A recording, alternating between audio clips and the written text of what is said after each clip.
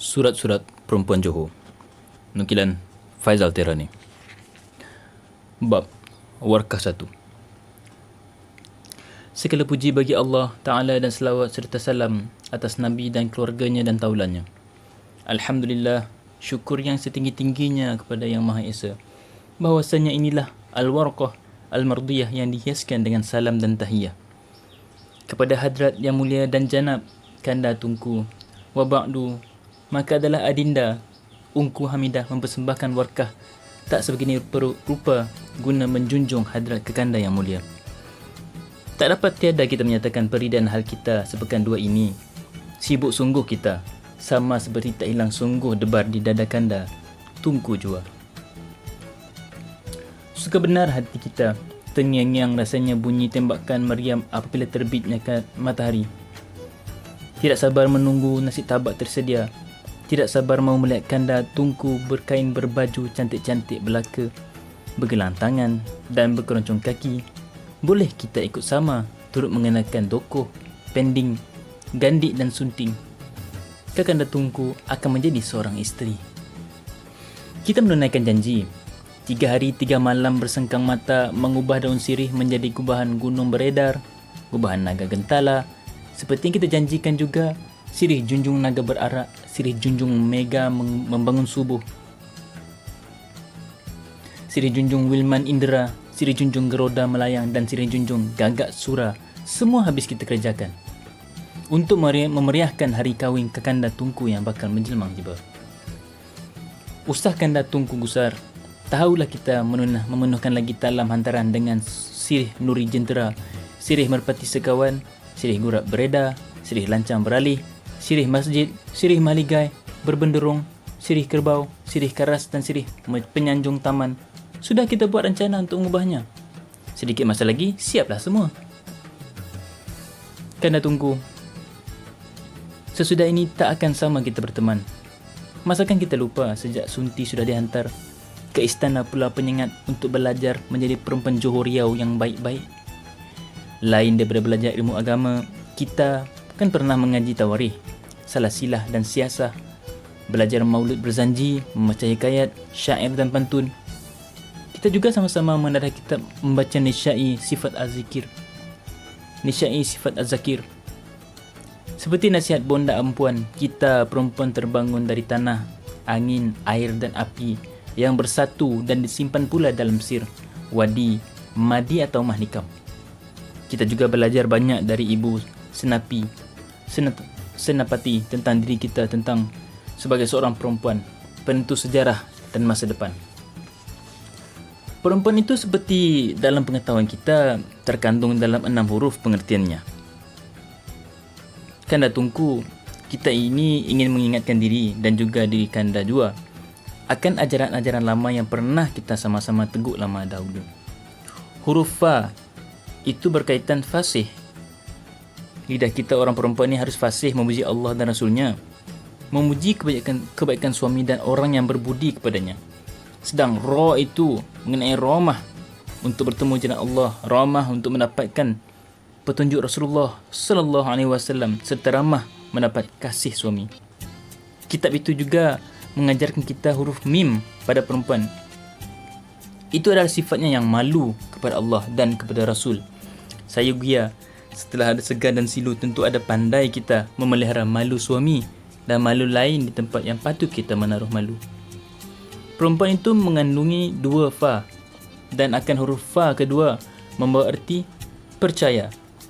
Perempuan harus penuh kepercayaan, tiada mengkhianat, tiada kenal ingkar, tidak bercakap dusta dan ditegah membuka jalan yang haram. Sedang wow pula syarah bonda empuan adalah perempuan itu wangi kerana haruman bidadari di syurga itu kita yang warisi. Kerana wangi menyejukkan hati, mendamaikan suami dan terbendunglah kita dari menyebar perkabaran busuk dan umpat-umpatan berbau bangkai. Sedang huruf terakhir, Nun, membawa erti besar, iaitu andalan. Seperti permata berharga, perempuan itu memelihara dan mengenal ia baik jahat, dosa dan pahala, sehingga dapat menjadi andalan dirinya.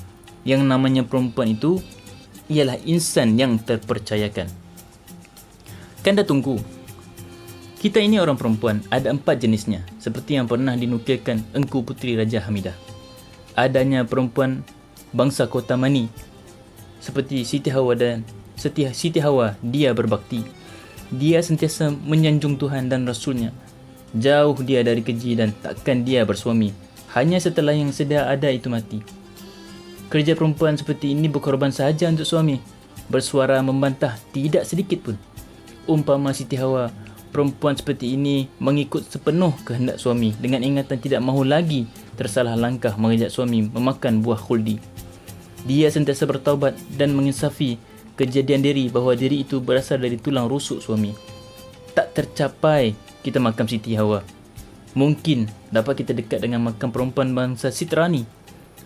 Taatkan Allah, Rasul sentiasa. Begitu juga kepada ibu bapa dan suami. Takut dia akan jalan yang haram dan kerjanya berbuat hanya yang dihukum akan Tuhan semata. Sedang ramai perempuan itu duduknya sebagai perempuan sangkani. Kadang kita ingat, kadang dia lupa kepada Allah dan Rasul. Kadang dia berani membantah, kadang harus ibu bapa dan suami sentiasa memberi tunjuk dan ajar. Tetapi marilah kita berdoa dan bersungguh-sungguh menolak dari menjadi perempuan jenis syaitani, yakni tidak lepas dari membantah, ingkarkan suami, malah berani derhaka kepada Allah dan Rasul serta hidup berpandu nafsu semata-mata. Kerjanya membelai lelaki, bukan suami, dan minum minuman yang haram serta mengerjakan maksiat malam siang. Perempuan jenis ini terkutuklah dia, minta jauhkan sifat-sifatnya dari kita semua.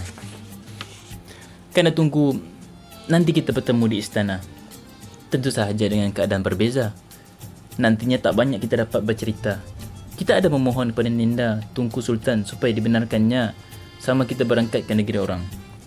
Sejak Nenda Tunku mengajar kita untuk berdagang dengan rahim dan rahman Tuhan, kita sudah punya kedai jahit pakaian di Teluk Belangah. Selain membeli sedikit tanah untuk ditanam lada dan gambir di Kota Tinggi dan Sungai Tukang. Kerabat yang laki-laki ada menolong adinda sedikit banyak. Maklum saja kanda, kerja-kerja mengurus hasil dagangan di pangkalan Sungai Seng itu memerlukan perhatian yang banyak. Syukur kita kepada Tuhan, Ya Mughni, kerana keuntungan berlipat kali ganda mendatangi kita. Tetapi banyak pun harta apa guna jika tidak dapat disorong dan didorong ke jalan Tuhan. Oleh kerana itulah, adinda ingin mengejarkan macam-macam kegiatan agama tatkala mendengar Baginda Tunku mahu ke negeri-negeri di sebelah Arab dan Eropah. Kita menjadi terpesona pula. Mahu benar kita meneruskan jalan berniaga di sana sambil melihat-lihat fikiran baru bagaimana kiranya kita dapat membantu Islam. Tetapi baginda itu kalau keluar berjalan sungguh lama, mungkin tidak diizinkannya kita menurut. Kalau dapat berangkat menyertai sama baginda, mungkin ada gunanya.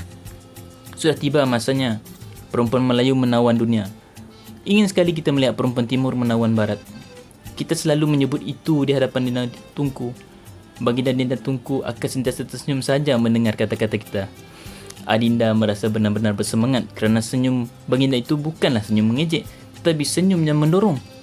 Apatah lagi baginda Tunku teramat suka mendengar kita bahawa teman Tunku Sultan, yakni Ratu Inggeris, tidak ada apa-apa istimewanya berbanding perempuan kita.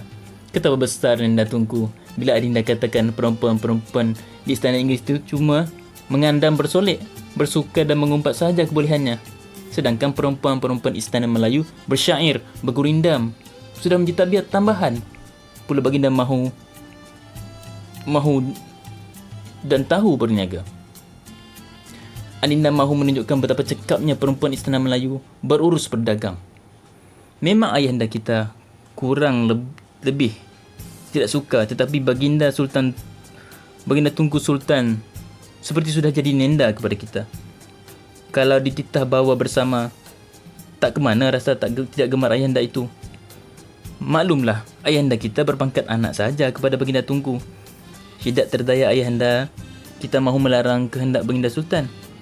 Nenda Sultan bergeliga sahaja otaknya. Baginda mahu orang perempuan tidak terkurung di dapur saja. Apatah lagi baginda Sultan memang ada berkira-kira mahu membina sekolah mengaji ilmu dunia untuk orang perempuan. Kita pun selalu mengatakan, biarlah kita belajar sekarang supaya kelak dapat menjadi guru di sekolah orang perempuan itu. Kalau dapat dibawa berjalan melihat negeri orang, tentu bertambah pengalaman luas pengetahuan kita. Dinda Sultan senyum-senyum saja. Girang sungguh kelihatannya. Biarlah kita menarik diri dulu. Masih ada hantaran yang harus disiapkan supaya Kekanda Tunku dapat merasa kemeriahan perkahwinan. Sebelum kita pergi, molek juga diiring pantun dahulu. Terang di langit, cahaya bulan, kilasnya terpantul di gigi air. Firman Tuhan sentiasa didahulukan. Sabda Nabi takkan dipinggir. Maka berat sungguh hati Dinda untuk mengeluhkan hati Kanda Tunku dan berjauhan dari Janabikumul A'li oleh kerana selesai menukil warkah ini. Hanyalah ini sahaja pemakluman kita. Moga-moga ada manfaatnya buat agama. Yang ikhlas, Dinda Ungku Hamidah. Tamat.